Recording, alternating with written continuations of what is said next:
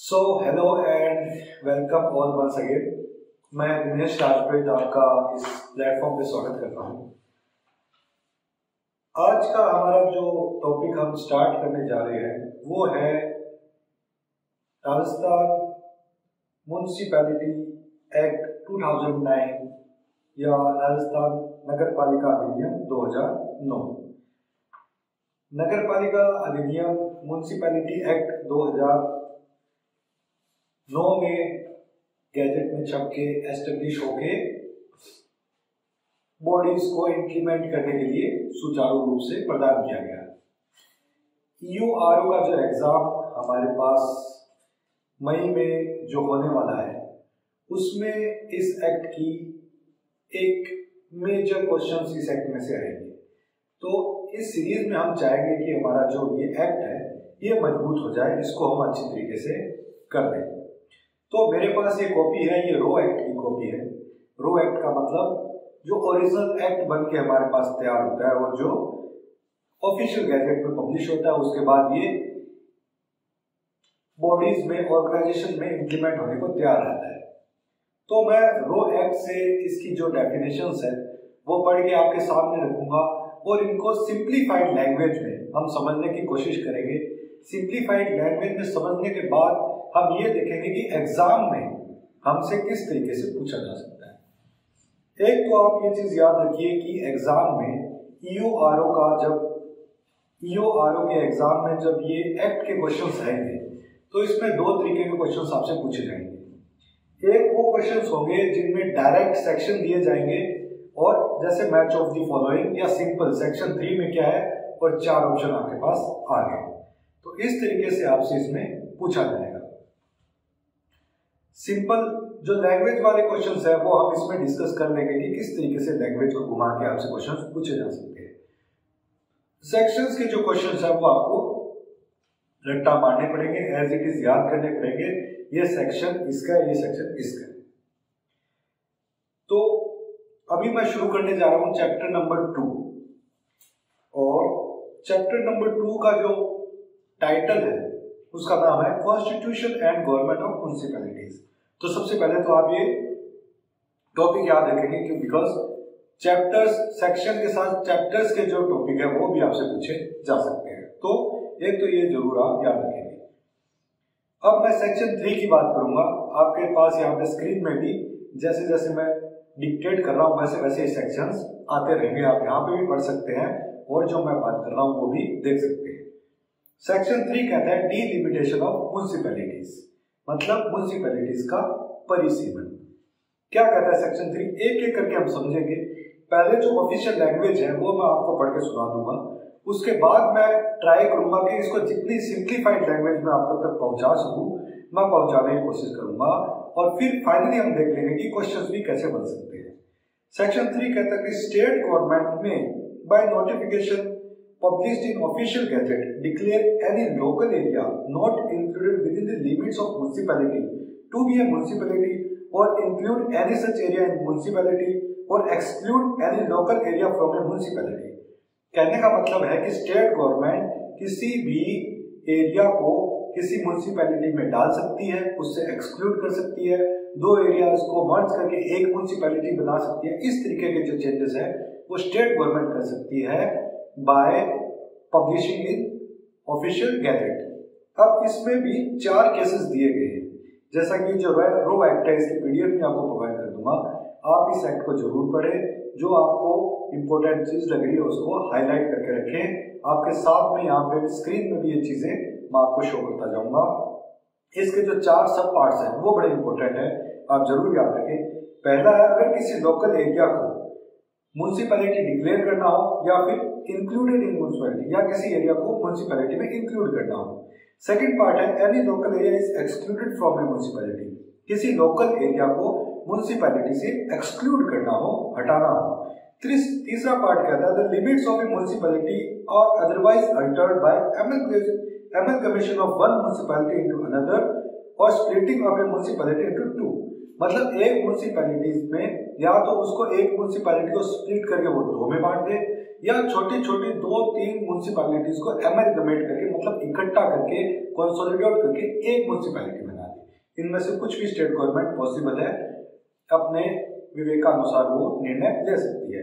Last option है any local area ceases to be municipality, कोई local area जिसको municipality से हटाना हो, म्युनिसिपैलिटी का दर्जा उस एरिया के लिए हटाना हो, तो वो चौथा सब सेक्शन इसका कहता है। ये 4 सब सेक्शन के हिसाब से गवर्नमेंट ऑफिशियल गैजेट में पब्लिश करके ये चारों चेंजेस इस एक्ट के हिसाब से स्टेट गवर्नमेंट के पास ये पावर है कि वो कर सकती है।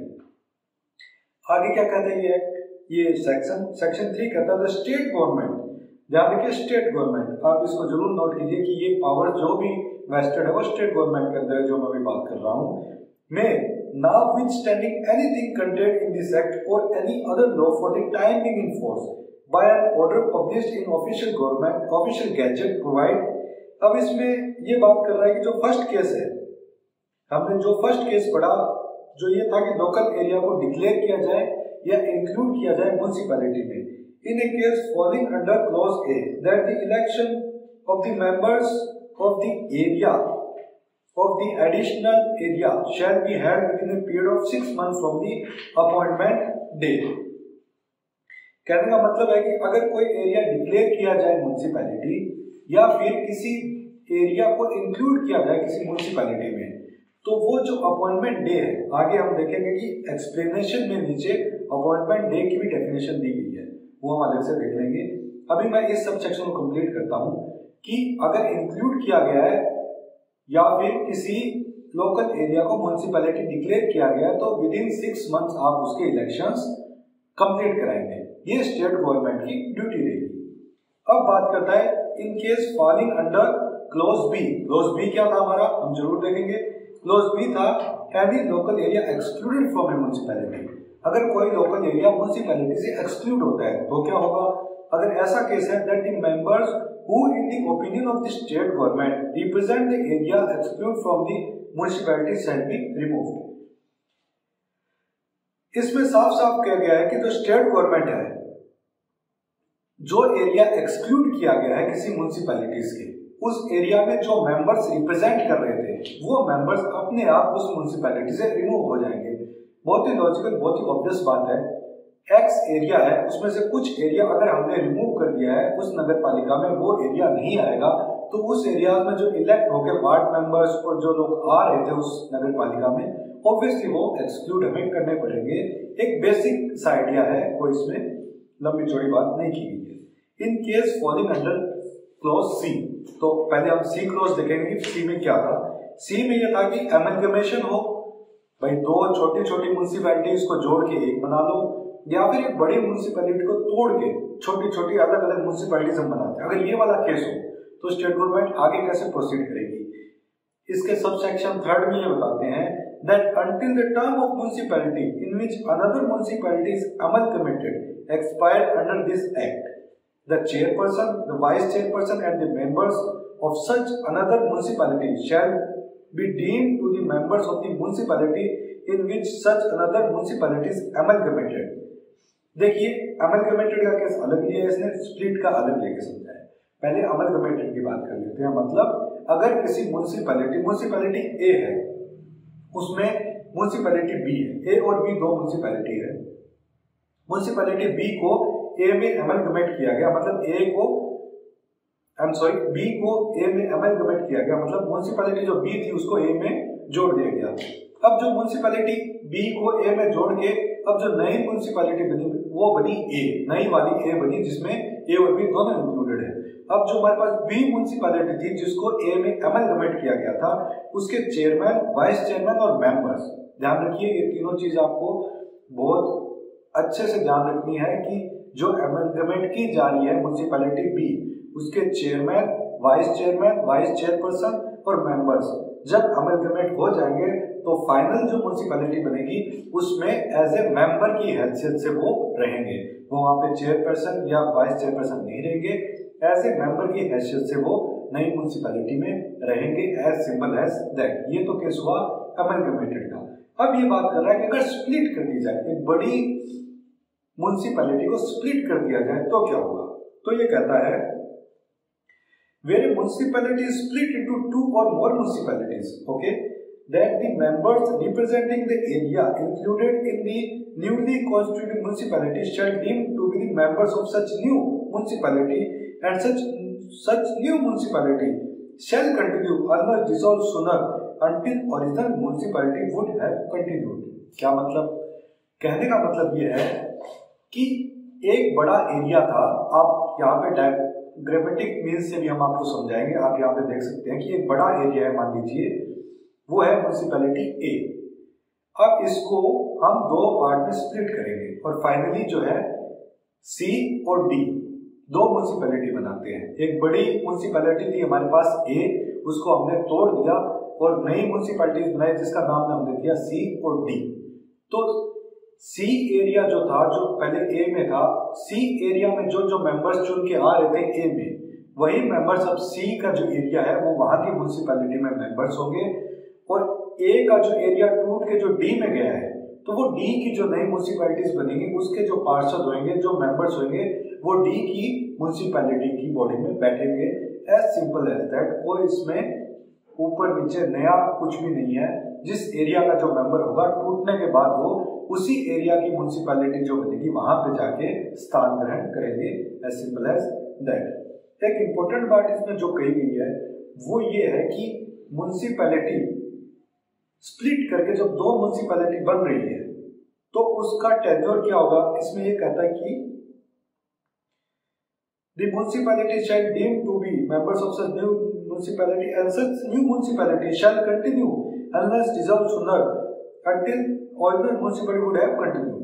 जैसे ए म्युनिसिपैलिटी को 5 साल तक कंटिन्यू करना था, लेकिन 1 साल के बाद हमने तोड़ के उसकी दो म्युनिसिपैलिटी बना दी, लेकिन 1 साल के बाद अभी 4 साल उसके और पड़े थे, उसको 4 साल और कंटिन्यू कर रहा था। तो अब जो दो स्प्लिटेड म्युनिसिपैलिटीज बनी है वो 4 साल तक एज इट इज कंटिन्यू करेंगी जब तक कि किसी और कारणवश उन्हें डिसॉल्व नहीं किया जाए। कहने का तात्पर्य ये है कि जो ओरिजिनल म्युनिसिपैलिटी है वो जितना टाइम कंटिन्यू कर सकती थी उतना ही न्यूली जो स्प्लिटेड म्युनिसिपैलिटीज है वो कंटिन्यू करेगी। As simple as that. तो ये बेसिक कुछ चीजें हैं जो हमें ध्यान में रखनी है, क्योंकि ये लैंग्वेज के क्वेश्चंस इसमें बनेंगे। किस तरीके से म्युनिसिपैलिटी टूट के कब कैसे किसमें डिसॉल्व होगी और क्या होगा, ये ध्यान रखना चाहिए। अब last case, in case falling under clause D. Clause D क्या था? क्लोज डी मेरा यहाँ पे था any local area ceases to be municipality. अगर किसी लोकल एरिया का म्युनिसिपैलिटी से हटा देते हैं, उस क्षेत्र का म्युनिसिपैलिटी से दर्जा खत्म कर देते हैं, तो क्या होगा? इन case falling under clause D that the area municipality shall B dissolve. तो वहां की जो नगर पालिका है या फिर उसकी जो बॉडी है म्युनिसिपैलिटी की, नगर निगम है, चाहे नगर परिषद है, चाहे नगर पालिका, वो अपने आप डिसॉल्व मानी जाएगी। अगर किसी एरिया का म्युनिसिपैलिटी दर्जा हमने खत्म कर दिया है, then the municipality body, whether it's nagar palika, municipal council, municipal corporation, वो वहां पे डिसॉल्व मानी जाएगी। ये हुआ हमारा सेक्शन 3 का सब सेक्शन 1। देखिए चैप्टर 2 में जो सेक्शन 3 है वो काफी इंपॉर्टेंट है। सेक्शन 3 को मैं सबसे ज्यादा इंपॉर्टेंट सब सेक्शन मानता हूं, क्योंकि उसमें दो चीजें आपको समझ आएंगी। एक तो ये एक्ट आगे कैसे चलने वाला है, इस एक्ट में आगे किस तरीके से प्रावधान आएंगे। अगर आपको सेक्शन 3 समझ आ गया तो आगे के प्रावधान आपको बहुत इजीली आप उसको कैप्चर कर पाएंगे। और दूसरा ये है कि सेक्शन 3 में बहुत इंपॉर्टेंट इंफॉर्मेशन है, किस तरीके से स्प्लिट होने के बाद क्या होगा, स्टेट गवर्नमेंट क्या करेगी, अदर बॉडीज क्या करेंगे, एग्जीक्यूटिव ऑफिसर्स क्या करेंगे, और इसके अलग अलग जो सब सेक्शंस है उसके में सब सेक्शंस है। तो इसको याद करना, इसके नोट्स बना के इसको रिमेम्बर करना मुश्किल टास्क है। हालांकि मैं इसके साथ ही आपको शॉर्ट नोट्स प्रोवाइड करूंगा। इसमें आप एक पैटर्न देख लीजिए कि किस तरीके से हम इसके शॉर्ट नोट्स बना सकते हैं। बिकॉज आपने अगर शॉर्ट नोट्स नहीं बनाए तो फाइनली एग्जाम से 2 दिन पहले ये सारा आप रिवाइज नहीं कर पाएंगे, और फिर वो सारा इट ऑल इज और गोज इन वेन, आपको कुछ समझ नहीं आएगा। तो शॉर्ट नोट्स बनाए बिना तो आप एग्जाम दे चुके होंगे, आपको भी ये रियलाइज हो चुका होगा कि बिना शॉर्ट नोट्स के पार नहीं पड़ेगी। अब एक्सप्लेनेशन भी ये कहता है कि अपॉइंटमेंट डे क्या होगा, जो मैंने आपको बताया इसके सब सेक्शन 1 में बताया था कि अगर न्यू म्युनिसिपैलिटी इंक्लूड होती है या नहीं बनती है तो 6 महीने के अंदर अंदर ऑफ द अपॉइंटमेंट डे हमें चुनाव कराने। लेकिन अपॉइंटमेंट डे क्या होगा? अपॉइंटमेंट डे कहता है means the day from which a change referred in any clause A to D takes place. Close A से D इसके सबसेक्शन 1 में आप देखेंगे, रो एक्ट में मैं आपको पीडीएफ प्रोवाइड करूंगा। इन चारों क्लोज में जिस दिन चेंज करेंगे उसी दिन को अपॉइंटमेंट डे मान लेंगे। चेंज करने को ही अपॉइंटमेंट डे मानते हुए उसके 6 महीने के अंदर हमको कराना है वोट। ये हमने समझ लिया है बेसिक। अब देखिए जो सबसेक्शन 3 है, जो सेक्शन 3 है उसके अगर आप देखेंगे तो 10 सबसेक्शन है। ये 3 पेज का आप देखेंगे तो सिर्फ सेक्शन 3 चल रहा है, तो इसलिए सबसेक्शन 3 बहुत इंपॉर्टेंट है। आप देखेंगे कोई सेक्शन सिर्फ इतना 3-4 लाइनों का होगा और कोई सेक्शन जो होगा वो 3-4 पेजेस का होगा। तो ये जो सेक्शन 3 है ये बहुत इंपॉर्टेंट है क्योंकि ये खुद 10 सब सेक्शंस लिए हुए हैं और उन सब सेक्शंस के भी सब क्लोजेस हैं, तो बड़ा ही टिपिकल है और बहुत कॉम्प्लेक्स भी है। एक बार आप इसको समझ गए, ये शुरू में ही आपको थोड़ा हार्ड लगेगा, उसके बाद it will all go easy. देखिए अब हम इसका सबसेक्शन जो 3 का सबसेक्शन 1 था वो हम कंप्लीट कर चुके हैं। अब मैं सबसेक्शन 2 की बात करूंगा। सबसेक्शन 2 में क्या कहता है, पहले मैं आपको एज इट इज पढ़ के दिखा देता हूं, फिर we will try to understand it in very easy language.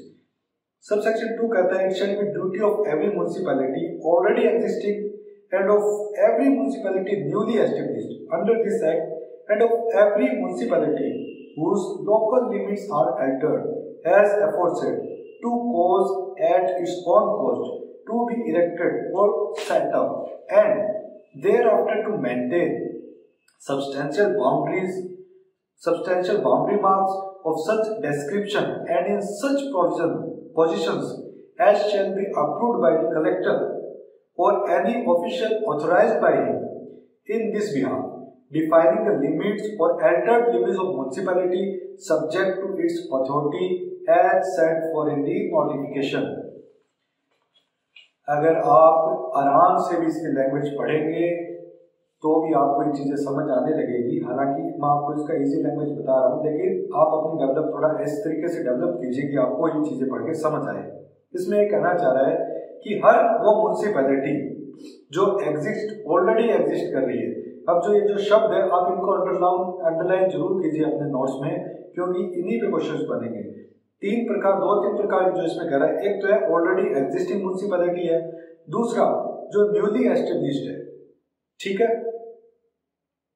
और तीसरी है जिसकी लोकल लिमिट्स को अल्टर्ड किया गया है स्टेट गवर्नमेंट के द्वारा या किसी भी तरीके से।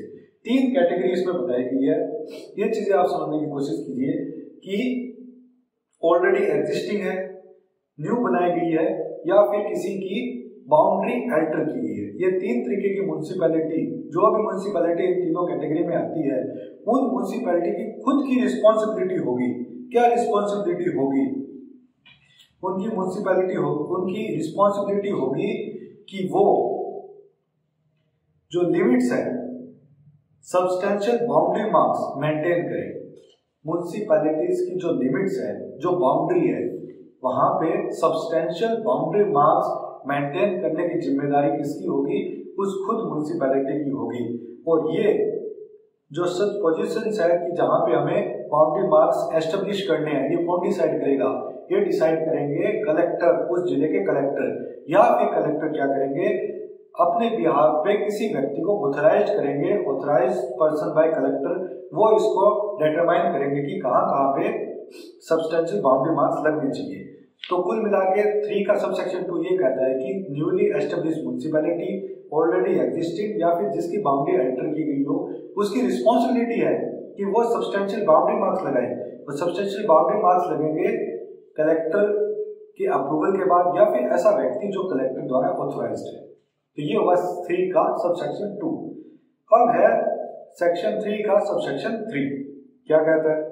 When any local area ceases to be municipality, जब कोई भी लोकल एरिया म्युनिसिपैलिटी से सीज होता है या खत्म हो जाता है, किसी लोकल एरिया की म्युनिसिपैलिटी का दर्जा खत्म किया जाता है, the municipality established there it shall ceases to exist। ये बात मैं आपको पहले बता चुका हूँ कि कोई एरिया को अगर हम उसके किसी क्षेत्र को उसका दर्जा हटा देते हैं कि ये म्युनिसिपैलिटी एरिया में नहीं आएगा, तो वहां पे म्युनिसिपैलिटी बॉडी जो होगी नगर पालिका, नगर परिषद, नगर निगम, वो अपने आप क्या है, डिसॉल्व हो जाएगी। पहली बात ये गई है। And the balance of the municipal fund and other property and rights vesting in such municipality shall subject to all charges and liabilities affecting the same vest in state government. ये जो state government मैं बोला हूँ, आप इसको underline कर लीजिए, बहुत इंपॉर्टेंट फैक्ट है ये। इसके कहने का मतलब है कि किसी लोकल एरिया को अगर आपने उसका दर्जा हटा दिया तो उसकी म्युनिसिपैलिटी बॉडी है वो अपने आप खत्म हो जाएगी। ठीक है, बिल्कुल ठीक है। लेकिन उसकी जो प्रॉपर्टी है, उसका जो फंड है, उसकी लायबिलिटीज है, वो कहाँ जाएंगे?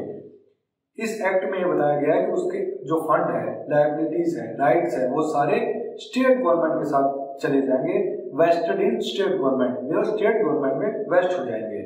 And liabilities affecting the same vest in state government, clearly इन्होंने कहा है। And the proceeds thereof if any shall be expended under the orders of the state government for the benefit of local area in which such municipality had jurisdiction. अगर state government को लगता है कि उस area के welfare के लिए ये पैसा यूज किया जाना चाहिए, तो स्टेट गवर्नमेंट के अप्रूवल के बाद वो पैसा वहां पे यूज हो जाएगा। कहने का मतलब है कि अगर किसी म्युनिसिपैलिटी को डिसॉल्व कर दिया तो उसके लायबिलिटीज, फंड्स, राइट्स, जो भी कंसोलिडेटेड फंड है उस पर वो स्टेट गवर्नमेंट को वेस्ट हो जाएगा। और स्टेट गवर्नमेंट अगर चाहे, अगर उसे लगे कि इस एरिया में डेवलपमेंट की जरूरत है, वेलफेयर की जरूरत है, तो वो अपने विवेक का अनुसार उसे यूज कर सकती है। ये हुआ सबसेक्शन 3। अब मैं बात करूंगा सबसेक्शन 4 और section 3। Now standing anything content in subsection 3, जो मैंने अभी आपको बताया, इस सेक्शन की बात कर रहा हूं मैं।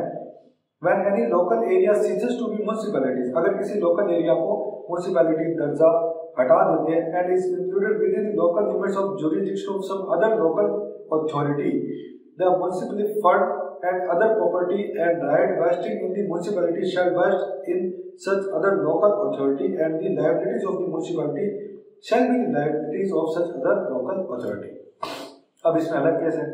सब सेक्शन 3 में तो आपने बोला था अगर किसी एरिया को म्युनिसिपैलिटी का दर्जा ही हटा दें हम तो स्टेट गवर्नमेंट में वेस्ट हो जाएगी। ठीक बात है, स्टेट गवर्नमेंट आगे दिखेगी। लेकिन अगर कोई एरिया है उसको उसका म्युनिसिपैलिटी का दर्जा हटा के उस एरिया को मैं किसी दूसरी लोकल अथॉरिटी में ऐड कर देता हूँ, कोई भी लोकल अथॉरिटी हो सकती है, हो सकता है मैं उसको जिला परिषद की लोकल अथॉरिटी में ऐड कर दूं, किसी ग्राम पंचायत की लोकल अथॉरिटी में ऐड, स्टेट गवर्नमेंट जो भी अपना फैसला ले। अगर किसी एरिया को म्युनिसिपैलिटी का दर्जा हटा के अदर लोकल अथॉरिटी, ये बड़ा टेक्निकल नाम है लोकल अथॉरिटी, इसको आप याद रखिए, ये किसी दूसरी म्युनिसिपैलिटी में ऐड नहीं कर रहा है, ये किसी दूसरी लोकल अथॉरिटी में ऐड कर रहा है। अगर मैं किसी दूसरी लोकल अथॉरिटी में ऐड कर देता हूँ वो एरिया को, तो उस म्युनिसिपैलिटी की जो पैसा है, जो फंड है, जो लायबिलिटीज है और अदर प्रॉपर्टी है, वो कहाँ जाएगी? वो जो नए लोकल अथॉरिटी में आपने ऐड किया वो एरिया, वो सारी उसमें वेस्टेड हो जाएगी। वो लोकल अथॉरिटी पावर्ड होगी उसको यूज करने के लिए। न सिर्फ राइट्स या कंसोलिडेटेड फंड, लायबिलिटीज भी जो है वो भी शिफ्ट हो जाएगी उसी लोकल अथॉरिटी के पास। It is as clear as water. इसके बाद अगला सबसेक्शन है सबसेक्शन 5 थर्ड। क्या कहता है? सबसेक्शन 5 कहता है when any local area is excluded from the municipality, अगर कोई लोकल एरिया म्युनिसिपैलिटी से एक्सक्लूड कर दिया and included in other municipality. देखिए ये तीनों आप थोड़ा सा ध्यान लगा के समझ लीजिए। सबसेक्शन 3 में मैंने कहा कि जो लोकल एरिया उसको म्युनिसिपैलिटी से हटा दिया, बस हमने इतना किया। सबसेक्शन 4 में क्या किया? लोकल एरिया को म्युनिसिपैलिटी को हमने हटा दिया उसका दर्जा और किसी लोकल अथॉरिटी में ऐड कर दिया। दूसरा पॉइंट। अब तीसरा जो सबसेक्शन 5 है उसमें हम क्या कर रहे हैं? हम एक एरिया का जो स्टेटस है म्युनिसिपैलिटी का वो हटा के उसको दूसरी म्युनिसिपैलिटी में ऐड कर रहे हैं। यहाँ लोकल अथॉरिटी में ऐड नहीं कर रहे, यहाँ म्युनिसिपैलिटी में ऐड कर रहे हैं। अगर हम ऐसा करेंगे तो जैसा कि ऊपर वाले दोनों में हुआ था, उसके जो फंड है, उसकी जो जितनी भी लायबिलिटीज है, जितने भी उसके राइट्स है, वो जो नई म्युनिसिपैलिटी है जिसमें हमने उस एरिया को ऐड किया है वो उसमें जाके वेस्ट हो जाएगी और वो नई म्युनिसिपैलिटी उसको यूज कर सकती है। यही बात इसमें कही गई है। Such portion of the municipality fund other property vest in the first mentioned municipality shall vest in The other municipality as the state government may after consulting both municipalities declare by notification official gazette. एक चीज अलग से information इसमें ये है कि इसमें directly जो नई म्यूनिसिपैलिटी है उसमें जाके ऐड नहीं होगी उसकी पुरानी वाली के लायबिलिटीज और फंड, उसमें स्टेट गवर्नमेंट जो है वो अपनी राय रखेगा। साफ साफ इसमें कह गया स्टेट गवर्नमेंट में after consulting both the municipality, जो पुरानी म्यूनिसिपैलिटी खत्म हुई है और जो जिसमें जाके ये ऐड हो रही है उन दोनों से स्टेट गवर्नमेंट कंसल्ट करेगी और उसके बाद जो है नई वाली म्यूनिसिपैलिटी में इसकी प्रॉपर्टीज अदर प्रॉपर्टीज और लायबिलिटीज जो है शिफ्ट कर दी जाएगी। ये है सब सेक्शन 3 का क्लॉज 3, 4 और 5। इसमें भी एक और बात है, provided the provision of this subsection shall not apply in any case where the circumstances in the opinion of the state government render undesirable the transfer of any portion of the municipality fund and the properties of the liability properties और दी liabilities. अगर state government को ऐसा लगता है कुछ विशेष परिस्थितियां हैं जिस परिस्थितियों में ये फंड ये लायबिलिटीज नई जगह ट्रांसफर नहीं करनी चाहिए तो स्टेट गवर्नमेंट ये नहीं होने देगी, ये स्टेट गवर्नमेंट के पास राइट है। तो सब सेक्शन 3 का सब सेक्शन 3, 4 और 5 ये तीनों सिर्फ इसी चीज को बताते हैं कि किसी म्यूनिसिपैलिटी का दर्जा खत्म करके दूसरी म्यूनिसिपैलिटी में ऐड करते हैं, लोकल अथॉरिटी में ऐड करते हैं या फिर कहीं ऐड नहीं करते, तब उसके जो प्रॉपर्टी है उसका जो फंड है उसकी जो लायबिलिटीज है वो कहाँ शिफ्ट होगी। ये तीनों आपको बस एक छोटा छोटा हल्का हल्का पॉइंट याद रखना है कि सब सेक्शन 3 में ऐसा होगा, 4 में ऐसा होगा, 5th में ऐसा होगा। अब हमारे पास है सेक्शन 3 का सब सेक्शन 6 क्या कहता है, when a dwelling house manufacturing warehouse और प्लेस ऑफ इंडस्ट्री और बिजनेस। देखिए अगर कोई रहने का स्थान हो, मैन्युफैक्चरिंग कोई इंडस्ट्री हो, वेयर हाउस हो या फिर बिजनेस का कोई एक बड़ा सा एरिया हो, अगर कोई ऐसी कोई बात है और वो सिचुएटेड है दो एडजेसेंट म्युनिसिपल एरियाज में, मान लीजिए कोई 4 एकड़ की जमीन है, उसमें से 2 एकड़ तो म्युनिसिपैलिटी ए में आ रहे हैं, 2 एकड़ म्युनिसिपैलिटी 2 में आ रहे हैं, तो उस 4 एकड़ पे म्युनिसिपैलिटी ए के रूल लगेंगे या म्युनिसिपैलिटी बी के रूल लगेंगे। वो जो टैक्स देगा वो ए को देगा या बी को देगा, उसके अंदर जितना भी म्युनिसिपैलिटी का काम होगा वो ए करेगी कि बी करेगी। तो इसमें स्टेट गवर्नमेंट में now with standing anything content elsewhere in this act by notification official gazette declare the municipal area within such dwelling house, manufacturing, warehouse or place of industry or business shall deemed to be included for the purpose of this act। इस केस में state government official notification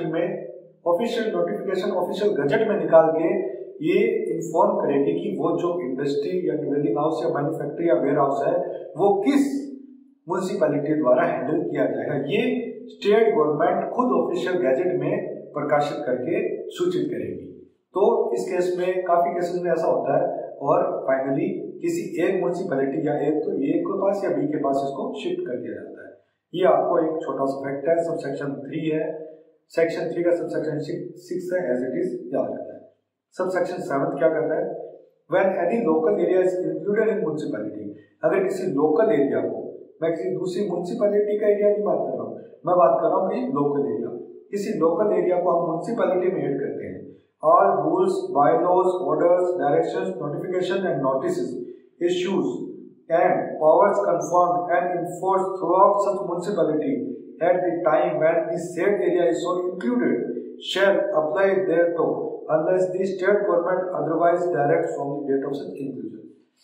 अगर कोई area मान लीजिए local area में आता था, किसी पंचायत में आता था, वो एरिया अब उस म्युनिसिपैलिटी में ऐड कर दिया, तो उस नगर पालिका में ऐड करने के बाद जो एरिया नया ऐड हुआ है उस एरिया पे उस म्युनिसिपैलिटी के ही सारे नियम, कायदे, लॉज, बायलॉज, रेगुलेशंस लागू हो जाएंगे जिस दिन उसको ऐड किया है। ये एकदम स्पष्ट है, इसके लिए अलग से कोई ऑर्डर्स, अलग से कोई नोटिफिकेशन नहीं निकाला जाएगा। जिस दिन किसी नए एरिया को किसी म्युनिसिपैलिटी में ऐड किया जाएगा उसी दिन से उस नए एरिया में ये एक्ट जो है ये लागू हो जाएगा। ये इसके सेक्शन 3 के सब सेक्शन 7 में लिखा हुआ है, इसके लिए अलग से किसी प्रकार की सूचना नहीं दी जाएगी, ऐसे दिया रहता है। सब सेक्शन 8 काफी इंपॉर्टेंट है क्योंकि इसमें F तक और सब क्लोजेस है। सब सेक्शन 8 क्या कहता है, when an area comprised in village और specified as or when any area is excluded from village and included in a municipal area, then with effect from date on such area is so specified also included, the following consequences shall ensure. कहने का मतलब है किसी एक ग्राम पंचायत का area है, वो पास में उसके पास नगर पालिका है, मान लीजिए नगर पालिका, कोई नगर पालिका ले लीजिए, मान लीजिए कि एक्स नगर पालिका है, एक्स नगर पालिका के पास एक गांव है छोटा सा, उस गांव का थोड़ा सा एरिया गवर्नमेंट डिसाइड करती है कि अब ये नगर पालिका में आएगा। जिस दिन से वो एरिया नगर पालिका में ऐड हुआ उस दिन से ये सातों जो है सब क्लोजेस लागू हो जाएंगे। कौन कौन से? पहला तो है कि वो area shall ceases to be village, वो जो एरिया जो नगर पालिका में ऐड हो गया अब उसको विलेज नहीं कहेंगे, अब वो गांव की श्रेणी में नहीं आएगा। दूसरा, the municipality in such area shall include or municipality declared for such area shall has exercise jurisdiction over such area and the panchayat has declared for such area shall cease to function। उस area में जो पंचायत थी वो खत्म हो जाएगी और उस एरिया में म्युनिसिपैलिटी की जो एक्ट, ये जो एक्ट है उसकी धाराएं अपने आप उस एरिया में जो नया एरिया ऐड हुआ है उसमें लगनी शुरू हो जाएगी। इसके लिए किसी भी प्रकार का नया लॉ, नया नोटिफिकेशन, नए नियम कायदे निकालने की जरूरत नहीं है। तीसरा, until election held under this clause 1, the term of the municipality expired under this act, whichever is earlier, the sarpanch, up-sarpanch and the panch of or panchas represent the area of the village so included or declared as municipality shall be deemed to be additional members of the municipality in such area of the village is included, or the chairman, vice chairman and the members respective of the municipality shall declare of such a may be। इसमें साफ कहा गया है कि वहां के जो सरपंच, उप सरपंच और पंचस है of the area of village जो म्युनिसिपैलिटी में ऐड किया गया है, declare shall be deemed to be additional members. मान लीजिए उस नगर पालिका की पहले से नगर पालिका का बोर्ड बना हुआ है, 20 मेंबर, 20 पार्षद उसके हैं, नए एरिया को इंक्लूड किया गांव के एरिया को, तो वहां के जो सरपंच, उप सरपंच और पंचस है वो अपने आप एडिशनल मेंबर्स उसके घोषित कर दिए जाएंगे। ये इसके सब क्लॉज 3 में कहा गया। आगे वाला क्या है? All of the asset vesting in aid of the liabilities subsisting against the panchayat shall declared to be a municipality, or in case where only a part or whole of the village is so included in the municipality, such portion of said asset and liabilities as the state government may direct shall devolve upon the municipality declared for such area or upon the municipality in which area of the village is so included। कहने का मतलब यह है कि गांव का कोई area आपने नई नगर पालिका में जोड़ दिया तो उस गांव के एरिया पे आपने ये कायदे कानून, ये एक्ट लागू कर दिया, सारे पंचस को वहां से हटा दिया, विलेज को वहां से हटा दिया, तो वहां पे जो लाइबिलिटीज है और जो बच गई है लाइबिलिटीज किसी भी प्रकार की, वो सारी लाइबिलिटीज उस एरिया की अब किसकी हो जाएगी? उस म्युनिसिपैलिटी की हो जाएगी जिस एरिया को आपने उस नई म्युनिसिपैलिटी में जोड़ा है। सिंपल। अगला क्या कह रहे थे? Municipality so establish by the inclusion of any area of a village therein or by declared of a village as a municipality shall levy or continue to levy such taxes as lawfully imposed under this act। कहने मतलब इस act के अंदर जो tax लगाए जा सकते हैं वो उस एरिया में भी लगेंगे। क्यों?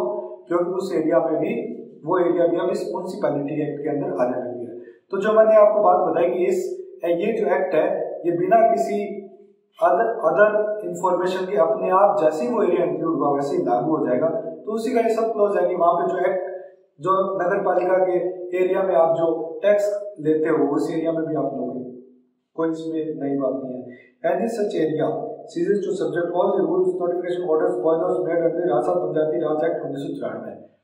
अगर पंचायत वाले एरिया में है तो राजस्थान पंचायती राज एक्ट 1994 का जो प्रावधान वहां पे लागू होंगे, और जैसे ही वो एरिया तोड़ के आपने नगर पालिका में जोड़ा तो ये एक्ट वहां पे उसी दिन से लागू हो जाएगा और राजस्थान पंचायती राज एक्ट 1994 के जितने भी प्रोविजन है वो वहां पे उसी दिन से बंद हो जाएंगे। वहां पे सब कुछ ही सिस्टम खत्म हो गया, वहां की जो पंचायत है वो डिसॉल्व हो गई, पंच सरपंच का कोई मतलब नहीं रहा, ये एक्ट उस दिन से लागू हो गया। इस एक्ट के सारे जो टैक्सेस है वो वहां पे लागू हो गए। तो इसी ये एक्ट जब वहां पे लागू हो गया तो पंचायती राज वाला अपने आप भी बंद हो जाएगा और वैसे भी इस एक्ट में ये प्रोविजन स्पेसिफिकली डाल दिया गया है। अब सेक्शन 3 का सब सेक्शन 8 जाके कंप्लीट हुआ है। अब सेक्शन 3 का सब सेक्शन 9 क्या कहता है? For the purpose of facilitating the inclusion of any area of A village in A municipality or of declaration of any such area as a municipality, the state government may, by order in writing, give such direction as may appear to it to be necessary. अगर किसी village के किसी area को municipality हम add कर रहे हैं या फिर declaration of any such area as municipality, एक बड़ा सा विलेज है उसका एक पार्ट तोड़ के हम दूसरी म्युनिसिपैलिटी में ऐड कर रहे हैं, या फिर पूरे बड़े एरिया को एक नई म्युनिसिपैलिटी बना रहे हैं कि भाई आज से नई नगर पालिका ये वाला एरिया, क्योंकि ये थोड़ा थोड़ा शहरी एरिया बनने लगा, इसको म्युनिसिपैलिटी घोषित करते हैं। तो जो स्टेट गवर्नमेंट है वो राइटिंग में ऑर्डर निकालेगी कि भाई ये जो एरिया है ये नया नगर पालिका घोषित किया जाता है, उसके बाद ही इस एक्ट के प्रोविजंस वहां पे लागू होंगे। सब सेक्शन 10 क्या कहता है?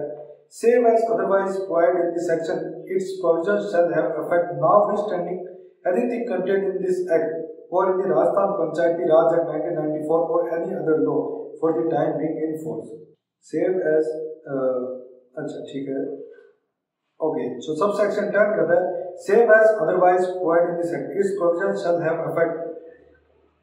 वही वाली बात जो हम पहले कर चुके हैं कि ऐसे एरिया जो विलेज वाले एरिया में से तोड़ के म्युनिसिपैलिटी में जोड़ दिए गए हैं, वहां पे पंचायती राज एक्ट का कोई मतलब नहीं रहेगा, और ये जो एक्ट है ये बिना किसी प्रोविजंस के, बिना किसी अलग से लॉ बनाए अपने आप वहां पे लागू हो जाएंगे। तो ये सब सेक्शन जो है 10 सब सेक्शन है सेक्शन 3 के। आज हमने सेक्शन 3 देखा है। अब ये देखिए सेक्शन 3 जो है वो खुद ही 3 पेज का है, और अगले अगर मैं 3 पेज देखूं तो हम सेक्शन 7 पे पहुंच जाएंगे, क्योंकि सेक्शन जो 6 है वो भी काफी इंपॉर्टेंट है। तो ऐसे करके हम धीरे धीरे जब चैप्टर 2 है उसको कंप्लीट करेंगे। आई थिंक सेक्शन 3 से लेके सेक्शन 50 तक इसमें है, तो सेक्शन 50 तक एक एक करके हम समझते जाएंगे। और उसके बाद कल क्लास शुरू करने से पहले एक बार हम सारे जो सेक्शन 3 से सेक्शन 50 तक कौन कौन से सेक्शन है वो उसको एक बार देख लेंगे। वो आप इस एक्ट की ये जो एक्ट है इसकी इंडेक्स में भी आप देख सकते हो, कोई बड़ी डील नहीं है। सेक्शन और उनकी हेडिंग्स वो तो एज इट इज याद करनी पड़ेगी, उसमें कोई भी छूट नहीं है। सब सेक्शन के सब सेक्शन और उनकी लैंग्वेज जो है वो मैं आपको बता दूंगा, किस तरीके के क्वेश्चंस बनेंगे वो आपको बता दूंगा, कहाँ पे लोकल एरिया वर्ड लिखा हुआ है, कहाँ लोकल अथॉरिटी वर्ड लिखा हुआ है, कहाँ म्युनिसिपैलिटी, कहाँ स्टेट गवर्नमेंट, कहाँ एग्जीक्यूटिव, कहाँ ज्यूरिसडिक्शन, ये वाले जो वर्ड्स है इनको आप कैच करना शुरू कर दीजिए, क्योंकि ये इस एक्ट की बात नहीं है। आप अगर कोई और तैयारी करोगे और भी एक्ट पढ़ोगे, सब एक्ट की यही लैंग्वेज रहती है, और ये जो लैंग्वेज में थोड़े जो अलग से प्रोविजंस किए जाते हैं वो आप जैसे इसको जितना ज्यादा पढ़ोगे तो आपको धीरे धीरे खुद ही समझ आने लगेगा कि कौन सी चीजें हैं जिन पे ज्यादा गौर करना चाहिए। अपॉइंटमेंट डे की हमने डेफिनेशन देखी, एक्सप्लेनेशन में अलग से अपॉइंटमेंट डे की डेफिनेशन दी है, तो ऑब्वियसली कुछ इंपॉर्टेंट होगा तभी उन्होंने दी है। स्टेट गवर्नमेंट का रोल प्ले कर दिया है, कहाँ पे जब स्प्लिट हो रहा है, अमेलगमेशन हो रहा है, तो जो राइट्स लायबिलिटीज कहाँ शिफ्ट हो रही है, ये आपको शॉर्ट नोट्स बना के याद करनी ही पड़ेगी। बाकी और लैंग्वेज से रिलेटेड जो क्वेश्चन है वो अपने इसमें सोल्व कर लेंगे। सो आप देखते रहिए, अगले लेक्चर्स में हम नए सेक्शंस लेके आएंगे। Thank you very much.